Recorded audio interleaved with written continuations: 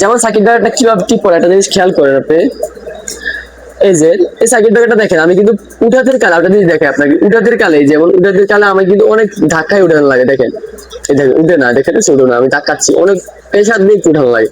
আর যখন আপনি এটা যখন পালাতে যাবেন তখন একটা জিনিস খেয়াল করেন, এই যে আমি হালকা টাচ করলাম তখন কিন্তু কিন্তু পড়ে যাবো। এই যে পড়ে গেছে অটো, আমি কিন্তু হাত পুরোপুরি নেওয়া লাগে না আমার, কিন্তু এই যে হালকা আমি হাতটা লাগাইছি এর পাশে সাথে পড়ে গেছে। মানে এটার ভিতরে এমন একটা, এটা কাজ করে কিভাবে, এটা কাজটা করে এমন ভাবে যে এটার ভিতরে যে মেকানিক্সটা আছে, যে আপনার মেকানিক্স বা যেটা বলে আর কি আপনার অটো ভাবে কাজ করে যেটা, সেখানে একটা কয়েল আছে, এখানে একটা কয়েল।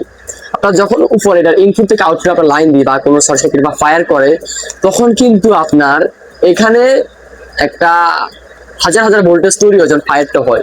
তখন যখন আপনার 32 এম্পিয়ারের বেশি ফায়ার হয়ে আপনার ওখানে ভোল্টেজটা ভাইরা যায়, ফায়ার হয়, তখন কিন্তু হাজার হাজার ভোল্টেজ ভাইরা যায় তখন কি হয়, এই ভেতরে স্প্রিং আছে, স্প্রিংটা তখন ওখানে একটু একটু লাড়া দেয়, বা লাড়া দিলেও স্প্রিংটা যখন একটু লাড়া দেয় তখন স্প্রিং থেকে হালকা ভাবে এটা ছুটে যায়, সেটা ব্রেকারটা অটোমেটিক পড়ে গেলে আপনার লাইনটা ডিসকানেক্ট হয়ে যায়। তখন আপনার লাইনটা অফ হয়ে গেলে আপনি সেফ, বা আপনার লাইনগুলো আর কোনো ফায়ার হলো না, আপনার বেঁচে গেলেন, বা এই আর কি।